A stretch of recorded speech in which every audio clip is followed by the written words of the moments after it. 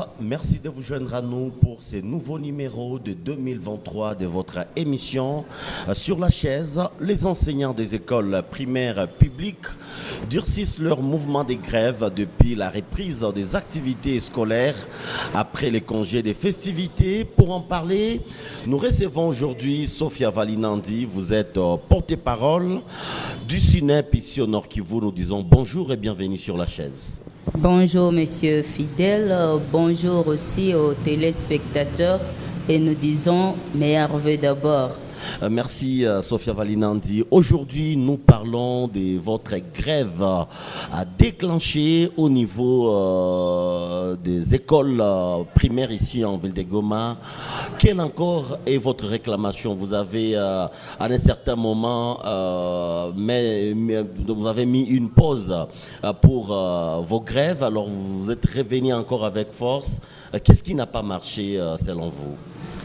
Merci. Et avant de répondre à la première question, je m'en vais d'abord corriger le nom du syndicat. Ce n'est pas SINEP, mais c'est CNPP. Ah, CNPP, oui. Qui regroupe toutes les écoles primaires publiques. Je m'en vais dire que d'abord l'apprentissage à l'école primaire est reconnu gratuit. Dans son article 43, je crois, alinéa 5, c'est vraiment gratuit. Alors, avec cette gratuité, nous nous sommes dit que le chef de l'État a bien pensé, il a bien planifié ça. Nous disons vraiment grandement merci. Sinon, à ce qui est de la grève, le mouvement de grève avait semblé être suspendu, puisque avec nos amis qui sont partis en Mbuela, vous comprendrez qu'ils sont allés voir comment mettre l'enseignant dans de bonnes conditions. Et avec ces assises, on a constaté que rien n'avait pas marché. Et il y a eu aussi d'autres assises au mois d'août, cette année finie 2022, lesquelles assises nous sont venues avec les confirmations comme quoi les promesses données l'année 2021 en Mbuela seront exécutées au mois de novembre l'année écoulée.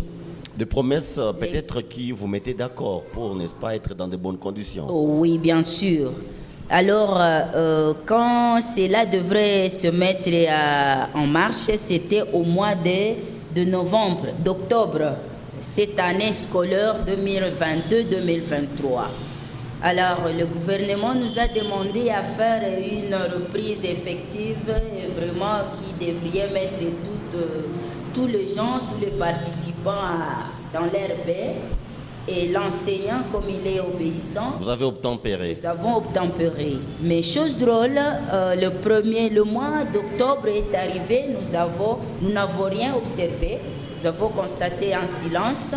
Et novembre, jusqu'à terminer le premier trimestre de l'année scolaire. Dites-nous si ce n'est pas un secret. Quand vous parlez des promesses, quelles étaient ces promesses faites par le gouvernement lors des assises d'Mbuela et les assises d'août 2022? Et ces promesses étaient que le gouvernement devrait payer d'abord le premier acompte du deuxième palier, comme promis dans les assises de 2021. Et à hauteur de 30%. Malheureusement, cela avait été fait seulement à 13%. Donc, du 7, on ne sait pas où se disparaît. Mais aussi, il a promis donner 67% de la prime de gratuité. Cette prime de gratuité qui vaut 20 000 francs par mois, ils ont seulement payé le mois d'août. Et alors, aujourd'hui, il y a... Et le mois de juillet, je m'excuse. Aujourd'hui, il y a maintenant août, septembre, octobre, jusqu'à décembre, ça fait maintenant 5 mois impayés. Alors, ce qui a fait à ce que les enseignants prennent la décision d'entrer en grève pour réclamer d'abord les 5 mois, puisque d'après les explications, on nous dira que non, les autres promesses entreront en marche comme il se doit au mois d'avril. Mais au moins jusque-là, vous comprendrez avec nous que l'enseignant a droit de réclamer les 17% restants et avec les 67%, notamment les 5 mois impayés. Et oui, alors avec le mouvement des grèves que vous avez encore entamé, que disent les autorités? Parce que ce sont les enfants qui en pâtissent. Effectivement, ce sont les enfants qui avertissent, mais nous regrettons de voir que une semaine après notre déclenchement du mouvement de grève, le gouvernement semble être silencieux.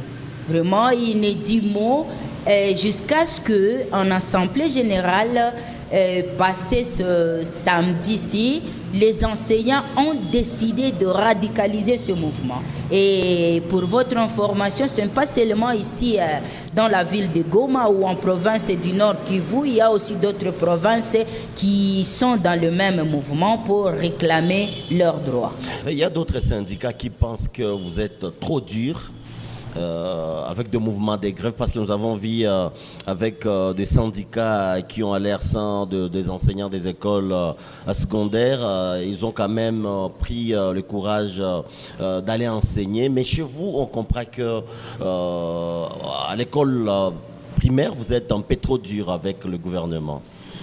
Merci, ne vous en faites pas. Cette dureté n'est pas causée par nous-mêmes. La pluralité des syndicats aussi, bon, ça fait défaut. Quelque part, moi, je me dis, c'est une façon de nous affaiblir.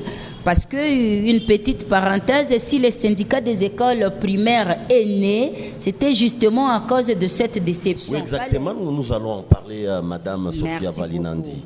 On dit que peut-être vous avez d'autres visions que vous avez créées, n'est-ce pas, les Synepep, n'est-ce pas?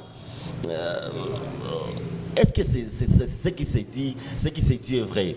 Il y a d'autres visions à part tout ce que vous vous demandez aujourd'hui, parce qu'on s'est dit pourquoi nous pouvons avoir beaucoup de syndicats, encore à l'école primaire on veut avoir d'autres syndicats, ou tout simplement vous avez vu que d'autres personnes ne parlaient pas à votre faveur. Bon, sous-attendu, ces idées sont là. Nous avons constaté que dans les premières assises, quand les syndicalistes sont partis en Bouéla, il n'y avait personne qui représentait les enseignants des écoles primaires. Et pourquoi? Parce que ces syndicalistes-là représentaient et les écoles primaires et les écoles secondaires.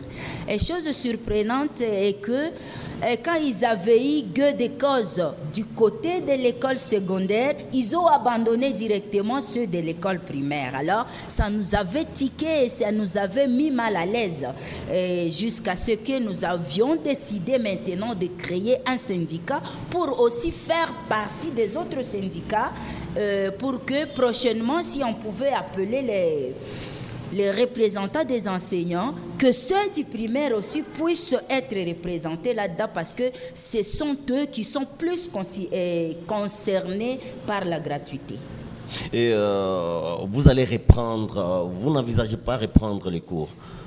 En tout cas, pour reprendre, moi je dirais que la voix des sans-voix dit que ils envisagent de reprendre si et seulement si le gouvernement met en marche toutes les promesses, et plus particulièrement celui de 17% qui est resté au deuxième pour la compte du deuxième palier, mais aussi les 5 mois impayés pour le 20 000 francs. Donc, à part ces conditions, vous ne reprenez pas le chemin de l'école? En tout cas, je ne vois pas l'enseignant de l'école primaire accepter de reprendre le chemin de l'école. Bon, peut-être à moins que aussi en province, peut-être les autorités puissent se trouver une autre solution intermédiaire, mais je pense que ça sera toujours en collaboration avec l'État. Madame Sophia Valinandi, vous êtes parent, n'est-ce pas? Oui, je suis parent. Que pensez-vous de ces enfants que vous laissez à la maison?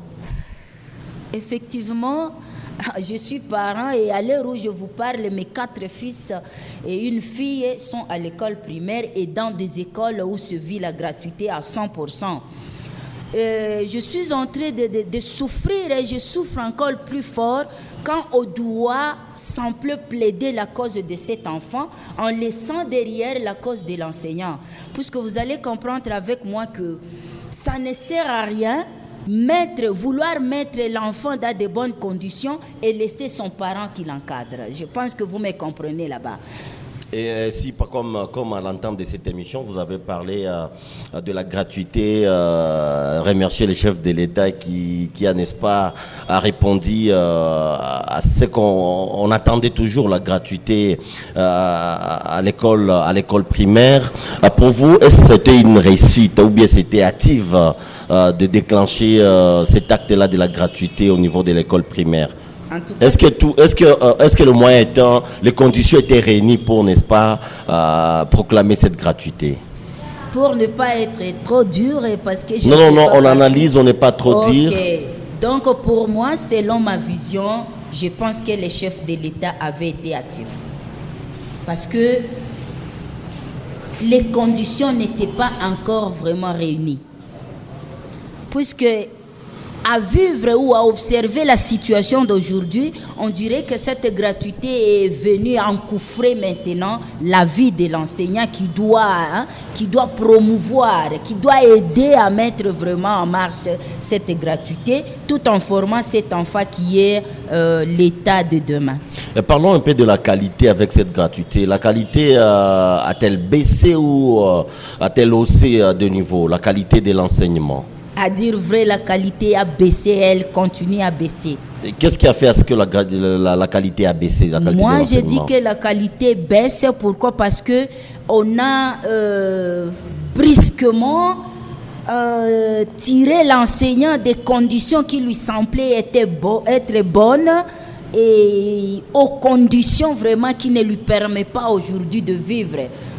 Surtout qu'avec l'inflation qui entre aussi en mouvement directement, en tout cas la qualité continue à baisser, puisque cet enseignant affamé, comprenez, il ne peut pas donner le meilleur de lui-même et en plus, tout en voyant aussi son enfant en train de souffrir quelque part dans des écoles secondaires, dans des universités, et avec d'autres difficultés de la vie, alors comprenez que en tout cas la qualité n'est plus la qualité même qu'il faut. Et pensez-vous que vos revendications arrivent dans les oreilles du chef de l'État au travers de ses collaborateurs, le ministère de l'enseignement primaire et secondaire? Est-ce que vraiment on le fait parvenir vos revendications? Parce que au moins lui qui veut à ce que la gratuité soit une réalité ne doit pas vraiment laisser les revendications de vous enseignants à passer comme ça. Pensez-vous vraiment que vos revendications arrivent dans les oreilles du chef de l'État? Personnellement, je pense que ces revendications arrivent parce que ça tombe dans les oreilles de ceux-là qui l'entourent. Et s'il y a vraiment bonne collaboration, ce sont des gens qui sont censés lui donner rapport. Et jusqu'à preuve de contraire, même nos camarades à Kinshasa, ils ont même arrivé à organiser des sit-ins devant les portes du ministère de budget. Je pense que là, c'est directement devant quelqu'un qui doit amener ses doléances vers le chef de l'État. Alors moi, je me dis que ça arrive vraiment. Mais il y a d'autres enseignants de votre syndicat qui nous ont révélé que parfois, ils sont menacés parce qu'ils ne veulent pas donner cours. Est-ce que vous avez eu ce genre de revendications auprès des enseignants qui sont dans votre syndicat? En tout cas, menacés peut-être par la coordination de leurs écoles. Est-ce que vous avez eu ce genre de cas? Et bien comment sûr, vous tenez face à ce genre de cas? Bien sûr, ils sont nombreux qui sont menacés. Ils sont nombreux, ça ce n'est pas un secret. Nous, on s'est dit en tant que leurs représentants, prendre toutes ces situations et nous présenter devant l'autorité acquis de droit et lui montrer que quand même chacun a le droit de revendiquer ses droits et c'est constitutionnel. Alors, ils ne doivent pas mettre cet enseignant qui réclame ce droit mal à l'aise, puisque plus on lui met mal à l'aise, plus on lui donne aussi beaucoup d'autres idées négatives. Alors, ce qui crée une bombe à retardement dans les jours à venir. Et si le gouvernement répondait avec retard, comment pensez-vous, n'est-ce pas, récupérer les temps perdus, Madame Sophia? Bon, récupérer les temps perdus... Mais c'est les temps perdus, vous êtes d'accord avec moi? Oui, c'est les temps perdus, je suis d'accord. Mais ne vous en faites pas, avec les temps, l'État qui est à la tête de tout ce bruit, il doit aussi se mettre en conséquence et donner le temps de récupérer, bien sûr, tous ces temps perdus. Puisque, en tant que professionnel de la CRE, Je ne vois pas s'il y a des difficultés, si après avoir répondu à nos revendications, nous sommes prêts à aller même jusqu'à nouvel ordre où on va nous mettre comprendre qu'on vient de prendre le temps et donner la matière qu'il faut à cet enfant innocent. Donc, si on vous comprend bien tout ce que vous avez dit, donc vous ne faites plus route ensemble avec d'autres syndicats des écoles secondaires, n'est-ce pas? Route ensemble, ça serait trop fort parce qu'au moment... Ils ont été servis peut-être, mais vous n'avez pas été servis ou bien représentés. Au niveau de leur école secondaire, il n'y a pas de problème. Mais faire route ensemble, nous faisons route ensemble parce que jusqu'à preuve de contraire, au moment où je vous parle, 2 jours après notre déclenchement de mouvement de grève pour les CNPP, syndicat des enseignants du primaire, et aussi ils ont empoîté les pas. Ils ont appelé les quelques écoles qui restaient sous leurs mains pour empoîter les mêmes mouvements avec un message fort de ne pas revenir, sauf si le gouvernement ait alimenté les comptes des enseignants des écoles primaires. Alors je pense que, en tout cas, nous faisons même route, même si quelque part on semble être divergent. Parlant de la multiplicité des syndicats, pour vous, est-ce que c'est pas vraiment un désordre créé dans ce secteur? Parlant de la multiplicité des syndicats. Bon, dire un désordre, c'est aussi plus fort. Qui suivre et qui ne pas suivre, peut-être. Ok. Moi, je pense que la multiplicité, s'il y a ordre, ce n'est pas un défaut. Mais pensez-vous que le cas du Nord Kivu, il y a ordre. Dans le cas d'espèces au Nord Kivu, avec la multiplicité, est-ce que nous allons en ordre ou en désordre? Jusque-là, vous êtes en ordre. Nous sommes non. Il faut que je vous contredise. En désordre. Un peu en ordre et un peu en désordre. Quel est ce désordre selon vous? Le désordre en est que, je venais de vous dire tout de suite que là, après 2 jours, après le déclenchement de notre mouvement, les autres syndicats chapeautés, donc les syndicats chapeautés par les hommes du secondaire, et avec le peu d'écoles qui restent encore sous leur emprise, ils ont aussi décidé de nous joindre. Donc là, vous comprenez qu'ils ont aussi compris que quelque part, ils sont un peu torts. Alors, je dirais un désordre. Pourquoi? Parce que avec cette multiplicité, on devrait se mettre ensemble, s'asseoir comme syndicat, se dire non, vous voyez, vous avez encore quelques syndiqués des écoles primaires et nous avons la majorité puisque nous sommes la famille des écoles primaires. Nous devrions d'abord parler même langage et puis lancer le mouvement au même moment. Et là, ça devrait être en ordre. Mais j'appelle ça désordre parce que ils sont venus après nous. Donc là, vous comprenez avec moi qu'ils ont compris que ce qu'ils sont en train de vouloir faire pour les quelques écoles du primaire restantes, ça est un peu tiqué et ça ne serait pas bon. Les autres là risqueraient de se révolter et maintenant les quitter. Bien que ce mouvement peut aussi avoir lié le mouvement de se retirer. Que répondez-vous à cette question qu'il y aurait des syndicats des enseignants qui œuvrent en faveur des autorités tout en laissant tomber l'enseignant? Bon, à faveur de ces syndicats, je dirais d'abord que... ça existe. Oui, ça existe et j'ai bien dit que ça existe.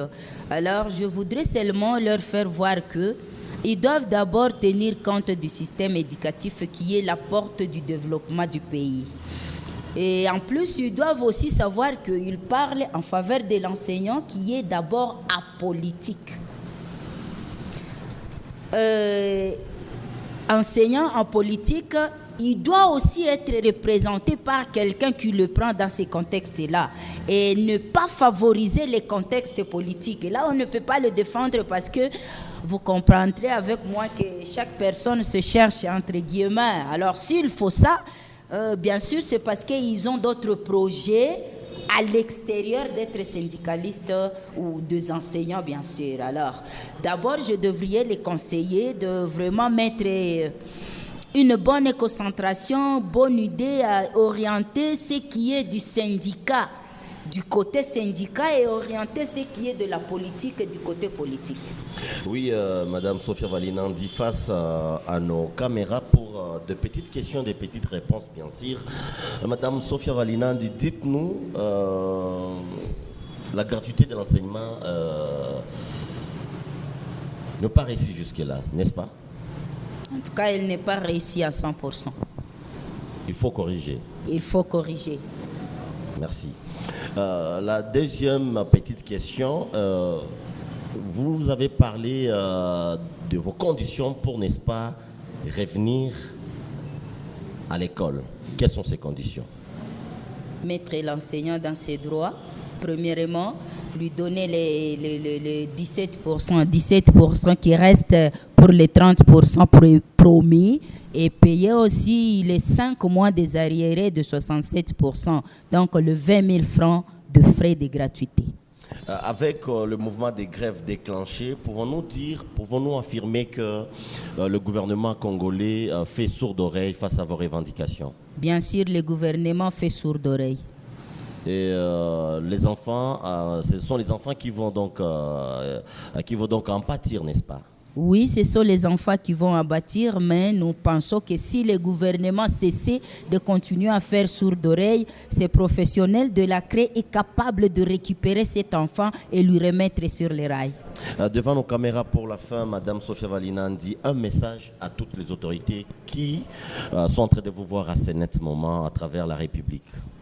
Et pour nos autorités dans notre pays, la République démocratique du Congo, notre pays aimé, je demanderai à ce qu'ils cessent d'être hommes de promesses et surtout pour le système éducatif parce que c'est un système qui est la porte de sortie du développement du pays à tout le point. Nul ne devient ce qu'il est sans passer par les mains de l'enseignant. Donc, qu'ils se demandent s'ils veulent sauver l'éducation, s'ils veulent sauver le pays, qu'ils revoient la vie de cet enseignant professionnel de la CRE à l'école primaire. Madame Sophia Valinandi, je rappelle que vous êtes la porte-parole donc du syndicat national des écoles primaires publiques au Nord Kivu. Nous disons merci de répondre à notre invitation sur la chaise. Merci, c'est à moi de vous remercier. Le plaisir était pour nous de vous présenter cette émission. On se retrouve à la prochaine pour un autre numéro. Portez-vous bien.